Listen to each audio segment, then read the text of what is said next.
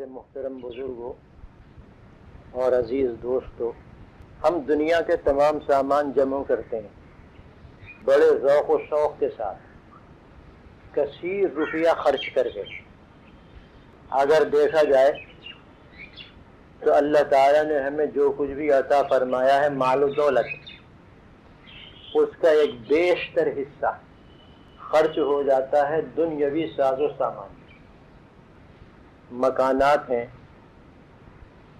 بنگلے ہیں، ان مکانوں کے اندر اعلیٰ قسم کے قالین ہیں، ان مکانوں میں اعلیٰ قسم کا فرنیچر ہے، اعلیٰ بلا سبھی کچھ ہے،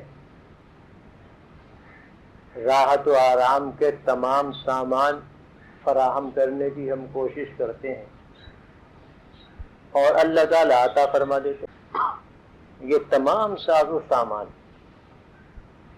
جو دنیا سے متعلق ہے اور دنیاوی زندگی کے راحت و آرام کے لیے جمع کر رہے ہیں، غور کیا جائے کہ کیا یہ ہمارے ساتھ قبر میں جائے گا؟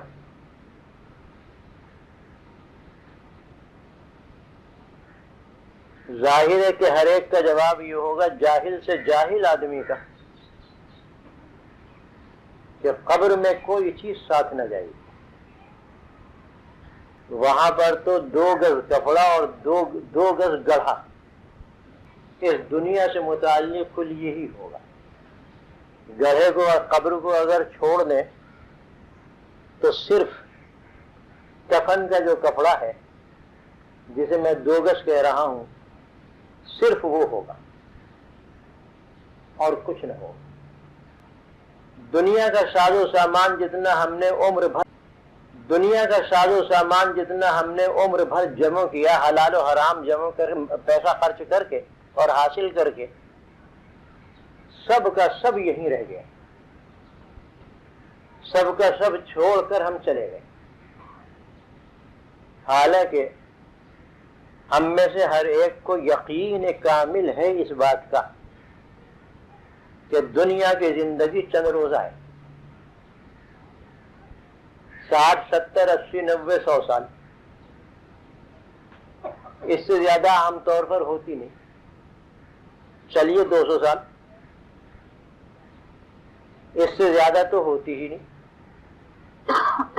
یہ 200 سالہ زندگی یا 100 سالہ زندگی جو ہمیں یہاں پر ملتی ہے، اس کے راحت و آرام کے لیے ہم نے تمام تر توانائیاں، تمام صلاحیتیں اور اللہ تعالیٰ کی دی ہوئی ہماری تمام استعداد، وہ سب ہم نے اس میں لگا دی،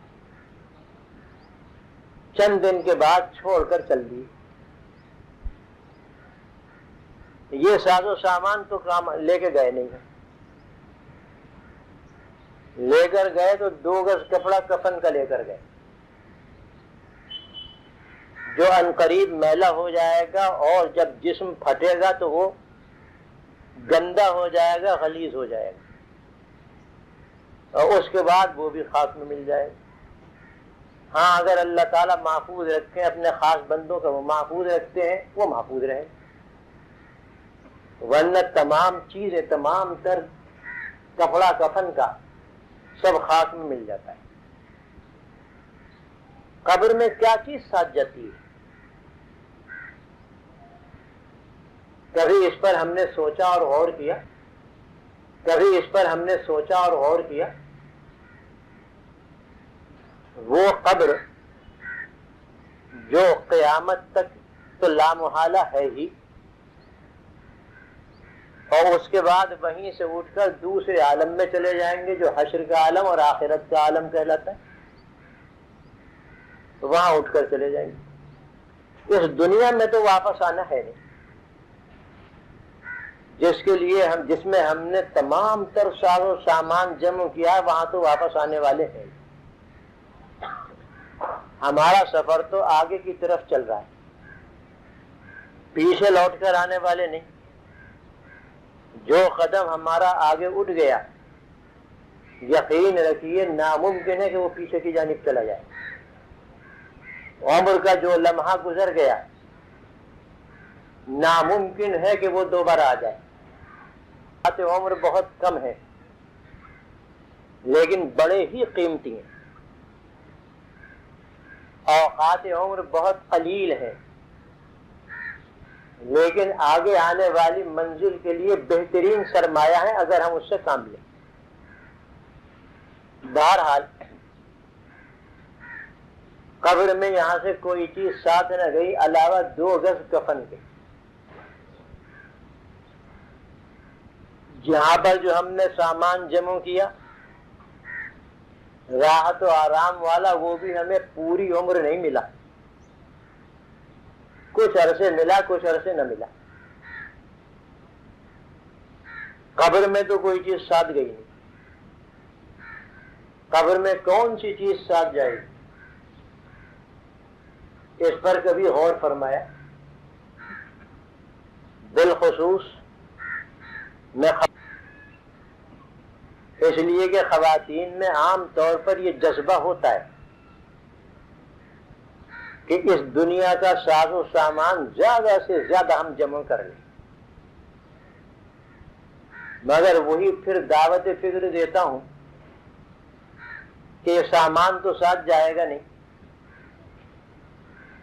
جمع کریں، خوب جمع کریں، حلال کا جمع کریں، ساتھ جانے والا نہیں۔ آگے کی اگلی منزل میں جو چیز ساتھ رہے گی، جو ہمارا توشہ ہوگا، اس پر غور کرنا چاہیے۔ آنے والی منزل میں جب یہ چیز ساتھ نہیں گئی تو پھر کون سی چیز ساتھ جائے گی؟ حدیث شریف میں اس کو واضح کر دیا گیا۔ آپ صلی اللہ علیہ وسلم نے فرمایا، اس زمانے کے اعتبار سے جو وہاں پر رسم تھی اس کے مطابق ہے یہ حدیث، کہ جب مردے کو دفن کرنے کے لیے قبر کی طرف لے جاتے ہیں، ذرا تشریح کے ساتھ عرض کر رہا ہوں، تو 3 چیزیں ساتھ جاتی ہیں۔ ایک تو اس کے اہل و عیال، رشتہ دار، دوست احباب ساتھ جاتے ہیں، جیسے کہ ہمارے یہاں بھی یہ ہر جگہ ہے۔ دوسرے اس کے اعمال ساتھ جاتے ہیں، جو کچھ بھی اچھے برے اعمال وہ لے کر جہاں پر کر کے گیا ہے وہ ختم نہیں ہوئے، وہ فنا نہیں ہوئے، وہ محفوظ ہیں، اب وہ ساتھ جائیں گے۔ قبر کے لیے روانہ ہوا مردہ، اور ہر ایک کو روانہ ہونا ہے، کوئی کوسنا گالی نہیں ہے۔ تو اب 2 چیزیں تو یہ ہو گئیں، ایک تو یہ اس کے اعمال، اور دوسرے اہل و عیال اور دوست احباب۔ تیسری چیز جو اس زمانے کے اندر رائج تھی وہ اس کا مال تھا۔ زمانہ جاہلیت میں یہ رواج تھا، اسلام میں تو نہیں، زمانہ جاہلیت میں یہ رواج تھا کہ جب کوئی مر جاتا تو جتنا مال اس کے پاس موجود ہوتا، نقد کی صورت میں، سونے چاندی کی صورت میں، جانوروں اور مویشیوں کی صورت میں، وہ سب ساتھ لے جاتے تھے۔ فرمایا کہ یہ 3 چیزیں مردے کے ساتھ چلی، اہل و عیال، دوست احباب، دوسری چیز اس کے اعمال، اور تیسری چیز اس کے مال، اس کا مال۔ تھوڑی ہی دیر میں جب اسے سپرد خاک کر دیا گیا، 2 چیزیں واپس آ گئی، تمام اہل و عیال، رشتہ دار، دوست احباب واپس آ گئے، اور مال بھی واپس آ گیا۔ اس کے ساتھ جو چیز رہی وہ صرف اس کے اعمال ہے، وہ اس کے ساتھ قبر میں داخل ہو گئے۔ نہ مال وہاں پر کام آ رہا ہے، نہ اہل و عیال کام آ رہے ہیں، نہ رشتہ دار اور دوست احباب کام آ رہے ہیں۔ وہاں پر جو چیز ساتھ جا رہی ہے مردے کے قبر کے اندر، وہ اس کے اعمال ہیں۔ لہذا اپنے اعمال کو ایسا کرو کہ جو قبر میں کام آنے والے ہیں۔ کے سامنے عرض کیا کہ کوئی چیز دنیا کا کوئی ساز و سامان ساتھ نہیں جاتا، یہی چھوڑ کر چل دیتا ہے آدمی، ساتھ جانے والی چیز اس کے اعمال ہیں۔ قرآن کریم کی ایک آیت میں اسی کی طرف اشارہ فرمایا جس کی تشریح حدیث میں آئی، فرمایا ما عندکم ینفد وما عند اللہ باق، دنیا کا جتنا ساز و سامان تمہارے پاس ہے یہ سب ختم ہو جائے گا، باقی نہیں رہے گا، یا تو اپنی زندگی میں ہی ٹوٹ پھوٹ جائے گا، ورنہ جب موت آئے گی سب چھوڑ کر چل دیا، یہ باقی رہنے والا نہیں، یہ ساتھ جانے والا نہیں۔ وما عند اللہ باق، اور جو اللہ کے پاس تم نے سرمایہ نجات بنا کر بھیجے وہ باقی ہے، وہ کبھی ختم نہ ہوگا، ہمیشہ رہے گا، ہمیشہ ہمیشہ رہے گا، ہمیشہ ہمیشہ ہمیشہ رہے گا۔ دانش مندی کی بات تو یہ ہے کہ جو چیز ہمیشہ کے لیے باقی رہنے والی ہے اس کو اختیار کیا جائے، جیسا کہ ایک دوسری حدیث میں آیا ہے کہ فآثروا ما يبقى على ما يفنى، اختیار کرو اس کو جو باقی رہنے والی چیز ہے، اور اسے کسی حال میں ترجیح نہ دو جو ختم ہو جانے والی ہے۔ تو فرمایا کہ ما عندکم ینفد وما عند اللہ باق، جو کچھ تمہارے پاس دنیا میں ساز و سامان مال و متاع ہے، کچھ تمہارے پاس دنیا میں ساز و سامان مال و متاع ہے وہ تو ختم ہو جائے گا، وہ باقی رہنے والا نہیں، چاہے اپنی ہی زندگی میں ٹوٹ پھوٹ جائے یا موت ہم سے چھڑا دے اس کو۔ ہاں، جو تم نے بھیج دیا اللہ کے یہاں آخرت کا ذخیرہ بنا کر، آخرت کا سرمایہ بنا کر، وہ دائمی ہے، ہمیشہ کا ہے، وہ باقی رہے گا۔ بہرحال مردے کے ساتھ صرف ایک چیز گئی اور وہ ہے اس کے اعمال، وہی اعمال اس قبر کے اندر اس کے ساتھ ہے۔ اگر اعمال اچھے ہیں، اللہ کی رضامندی اور خوشنودی حاصل کرنے کے لیے کیے گئے ہیں، اخلاص کے ساتھ کیے گئے ہیں، تو ان اعمال کی جو شکل وہاں سامنے آئے گی بڑی بہترین شکل ہوگی۔ اب یہ اعمال ہمارے جو دنیا میں ہم کر رہے ہیں یا کرتے رہیں گے، ہمارے پاس اور ہمارے سامنے آئیں گے قبر میں جا کر، اور یہ ہمیشہ ساتھ رہیں گے، یہ پیچھے چھوڑنے والے نہیں۔ تو جو اعمال اچھے ہیں، اللہ کو پسند ہیں، قرآن و سنت کے مطابق ہیں، اخلاص کے ساتھ کیے گئے ہیں، وہ اعمال بہترین شکل میں قبر کے اندر ساتھ ہوں گے، وہی اعمال ہوں گے جو اس مردے کے لیے قبر میں اور برزخ میں راحت و آرام کا سامان فراہم کرائیں گے اللہ تعالیٰ سے، وہی اعمال ہوں گے کہ جو اس کی قبر میں جنت کی ایک کھڑکی اور دروازہ کھلوائیں گے، وہی اعمال ہوں گے جو اس کی قبر میں جنت کے فرش فروش اور بسترے لا کر دیں گے، وہی اعمال ہوں گے جو اس کی قبر کی تنہائی اور وحشتوں میں اس کے منہ نیس و غم گسار ہیں، اگر اچھے اعمال ہیں۔ اور خدا نہ کرے دوسرے اعمال ہیں، اللہ کی نافرمانیاں کی ہیں، معصیت آلود زندگی گزاری ہے اور توبہ نہیں کی، تو یہ ساتھ جائیں گے۔ توبہ کر لیتا ہے تو اللہ تعالیٰ توبہ سے تمام گناہ معاف فرما دیتا ہے، بشرطے کہ توبہ نصوح، سچی توبہ ہو۔ کفر و شرک سے کوئی توبہ کرتا ہے اللہ تعالیٰ وہ کفر و شرک سے کوئی توبہ کرتا ہے اللہ تعالیٰ وہ معاف فرما دیتا ہے. کبیرہ گناہوں سے کوئی توبہ کرتا ہے تو اس کو معاف فرما دیتا ہے، بشرطے کہ سچی. آپ حضرات تو چونکہ فیض یافتہ ہیں مشائخ کے اور بزرگوں کے، اس لیے مجھے یہ بات عرض کرنا نہیں کہ سچی توبہ کسے کہتے ہیں. تقریباً تمام حضرات جانتے ہیں، لیکن خواتین کے لیے مختصر سی بات اس میں میں عرض کیے دیتا ہوں کہ سچی توبہ کا مطلب کیا ہے.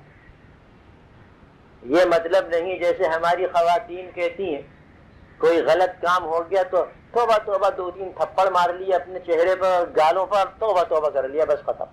یہ توبہ نہیں ہے، یہ سچی توبہ نہیں ہے. کان پکڑ لیے اپنے اور توبہ توبہ کر لیا، یہ سچی توبہ نہیں چیزیں. ان 3 چیزوں کا پایا جانا سچی توبہ کے لیے شرط ہے اور ضروری. اگر ایک چیز بھی نہ پائی جائے گی تو پھر سچی توبہ نہ ہو. پہلی شرط یہ ہے کہ دل کی گہرائیوں سے شرمندہ ہو، گناہگار، دل اس کا رو رہا کہ میں نے بڑی غلطی کی، مجھ سے بڑا قصور سرزد ہوا، یہ نافرمانی مجھ سے ہوئی، نہ ہونا چاہیے تھی. اپنے مالک کی، اپنے رب کی، اپنے خالق کی نافرمانی مجھ سے نہ ہونا چاہیے تھی، سرزد ہو گئی. ندامت، شرمسار ہے، دل رو رہا ہے. اور یہی اگر آنکھوں کے اندر آنسو لے کر آ جائے تو سمجھ لیجیے بیڑا پار ہے. پہلی شرط تو یہ ہے. دوسری شرط یہ ہے کہ اسی وقت میں وہ عہد کر لے اس بات کا اور پختہ عزم اور ارادہ کر لے کہ آئندہ کسی گناہ کے قریب نہ جاؤں گا. یہ عزم کرے. اگر اس کے عزم میں اور ارادے میں یہ بات ہے کہ چلو بھائی اب توبہ کر لو پھر کر لیں گے، پھر توبہ کر لو پھر کر لیں گے، پھر توبہ کر لو، یہ سچی توبہ نہیں. اسی وقت نقد، یہ پختہ ارادہ ہونا چاہیے. تیسری شرط یہ ہے کہ اگر اس معصیت سے کسی کا حق مارا گیا ہے تو اس کو ادا کرے اگر قابل ادائیگی ہے. نمازیں رہ گئیں جو عام طور پر رہ جاتی ہیں، اس میں 2 گناہ ہیں. اس میں 2 گناہ ہیں. اس میں 2 چیزیں لازم ہوتی ہیں. ایک تو نماز چھوڑنے کا گناہ، اس سے تو توبہ ہوگی. دوسرے ان نمازوں کو، فوت شدہ اور قضا شدہ نمازوں کو ادا کرنا، یہ تکمیل توبہ ہوگی. بس ادائیگی شروع کر دے. آج ایک صاحب نے مسئلہ پوچھا مجھ سے بیت المکرم میں، کیونکہ وہاں پر میں یہ باتیں عرض کرتا رہتا ہوں اور ایمان مسلمانوں کے دلوں میں موجود ہے، وہ ان کو آمادہ کرتا ہے کہ وہ توبہ کریں اور حقوق ادا کریں. انہوں نے مسئلہ پوچھا کہ حضرت میرے اوپر بے حساب نمازیں ہیں، میں کیسے ان کو پورا کروں. تقریباً 55-60 سال کی عمر تھی ان کی. بے حساب نمازیں. میں نے ان کو وہی جواب دیا جو ہمارے مشائخ دیا کرتے ہیں اور کتابوں میں موجود ہے کہ بھئی وہ پڑھنا شروع کر دے، حتی الامکان ادا کرتا رہے. انہیں ترکیب بتا دی کہ ایسے کرو، ادا کرتا رہے. اگر اسی حالت میں مر گیا اور ادا نہ ہوئی تو اللہ تعالیٰ کے فضل و کرم سے امید رکھے کہ وہ معاف فرما دیں گے. ورنہ اگر اتنی زندگی مل جاتی ہے کہ سب ادا ہو جائیں تو نور علی نور، بہترین چیز. یہ سن کر وہ مطمئن ہوئے، پھر مجھ سے ترکیب پوچھی کہ اب میں کیسے کروں. میں نے بتا دی، خوش ہو کر چلے گئے. یہی حال روزوں کا ہے، یہی حال اور عبادتوں کا بھی ہے کہ ان کو اگر وہ قضا ہو گئی ہیں تو ایک اس کے اندر گناہ ہے قضا کر جانے کا، قضا ہو جانے کا، اس سے تو توبہ ہوگی. دوسرے اس حق کو ادا کرنا ہے، حق کو ادا کرنا ہے۔ اور اگر وہ حق کسی بندے کا ہے، یہ تو حقوق اللہ تھے جن کا میں نے بیان کیا، اگر کسی بندے کا حق مار لیا ہے، چاہے وہ مالی حق ہو یا لسانی حق ہو یا جسمانی ہو، تو اس سے بھی سبک دوشی اور اس سے بھی بالکل پاک و صاف ہونا ضروری ہے توبہ کے سچے ہونے کے لیے۔ اگر کسی کا مال مار لیا ہے، رشوت لے لی، سود خوری کی ہے، یتیم اور بیوہ کا مال اڑا لیا ہے، دھوکہ دے کر دکاندار سے مال لے لیا ہے، اور ہزاروں صورتیں ہیں، تو اس مال کی ادائیگی لازم ہے۔ یہ مال اصحاب حقوق کو ادا کرنا لازم ہے۔ ادا نہیں کرے گا اور چھوڑ دے گا ایسے ہی بے پرواہی سے، اللہ تعالیٰ محفوظ رکھیں، آخرت میں اس کا بہت بڑا وبال ہے۔ مسلم شریف کی حدیث میں آیا ہے کہ آخرت میں ان حقوق کے عوض میں اس کی نیکیاں دلوائی جائیں گی، نیکیاں پوری ہو جائیں گی، فبیہا نہیں ہوتی، تو پھر اس صاحب حق کے اور اس مظلوم کے گناہ اس پر لاد دیے جائیں گے اور یہ پھینک دیا جائے گا جہنم میں۔ اور میں کہا کرتا ہوں اپنے دوسری مجالس کے اندر کہ الاشباہ والنظائر میں یہ مسئلہ بھی لکھا ہوا ہے کہ اگر سدس دل چھٹا حصہ درہم کا غالباً کسی کا حق مار لیا ہے، درہم کر لیے اور اس کا حق ادا نہ کیا، تو اس کے عوض میں 700 مقبول نمازیں دی جائیں گی۔ ہے کسی کے پاس 700 نمازیں آج کل؟ اور اگر ہے تو پھر وہ مقبول ہے یا غیر مقبول یہ اللہ ہی بہتر جانتا ہے۔ تو حقوق العباد کا معاملہ بڑا سنگین ہے۔ مالی حق کے ساتھ تو یہ ہوگا، ادا کرتا رہے، وصیت کرنا لازم ہوگا۔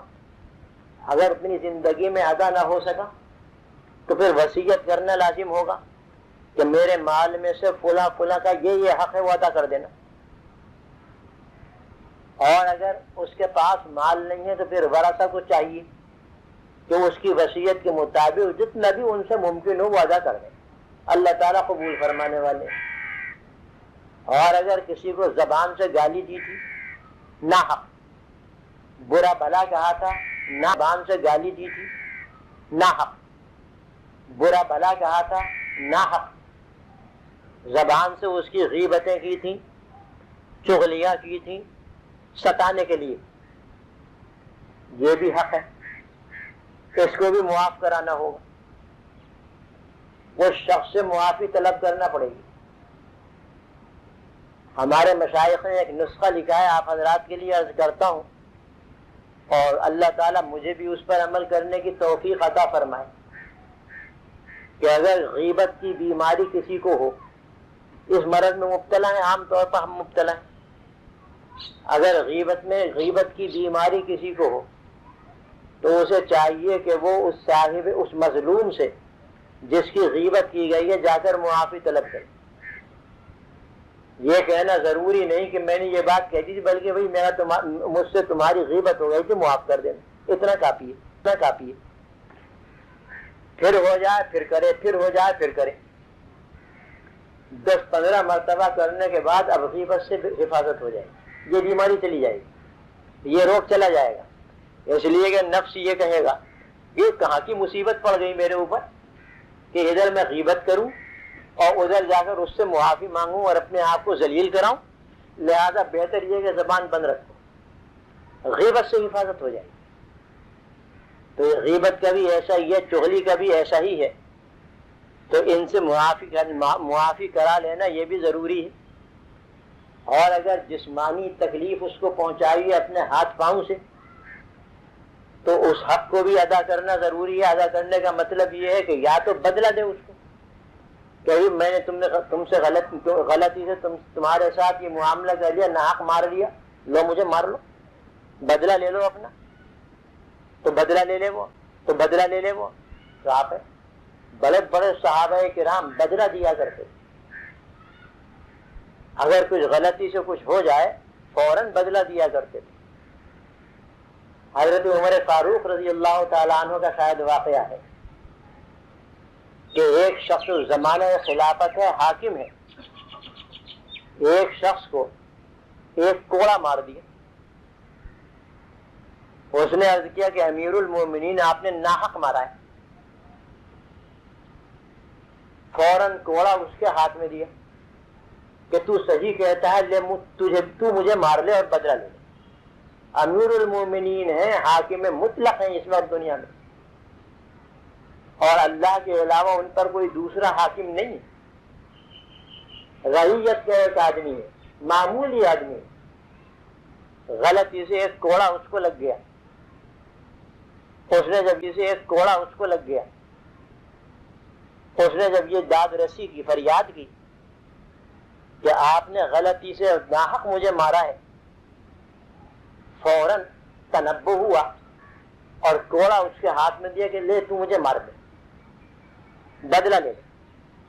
اس نے عرض کیا کہ امیر المومنین میں نے معاف کر دیا، دل صاف ہوگی، معافی ہوگی۔ صدیق اکبر کے بھی ایسے واقعات ہیں، حضرت علی کرم اللہ وجہ کے بھی ایسے واقعات ہیں